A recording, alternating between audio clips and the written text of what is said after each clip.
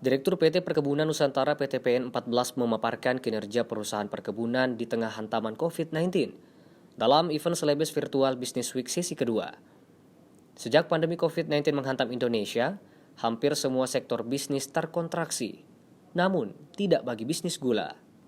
Justru, produksi gula kian meningkat di tengah pandemi.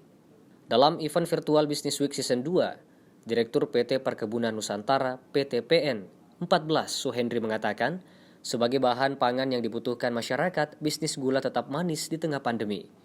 Ia menyebut, walaupun pandemik, namun bisnis gula tidak mengalami kontraksi yang memicu kemunduran, baik dari sisi income maupun outcome.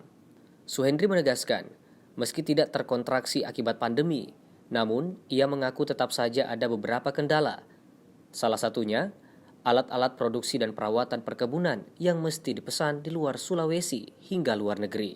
Jadi memang ya alhamdulillah walaupun pandemik ya, tetapi di lapangan on farm maupun off farm kita insya Allah tidak mengalami kontraksi yang kemudian membuat kemunduran. Jadi malah di beberapa sisi malah kita dapat blessing misalnya ya. Dan kita justru terkendala karena alat ya. Jadi alat-alat produksi yang di pabrik terutama yang kita pasok dari luar, ada yang dari luar negeri, ada yang dari luar Sulawesi, itu terkendala karena pengiriman, dan itu semua memang kita dapat resennya itu karena pandemi.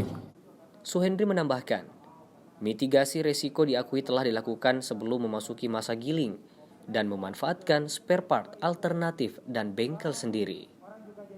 Mardianto Lahamid, Selebes TV. DPR, bisa kasih sesuatu yang baru, gitu. Jadi kalau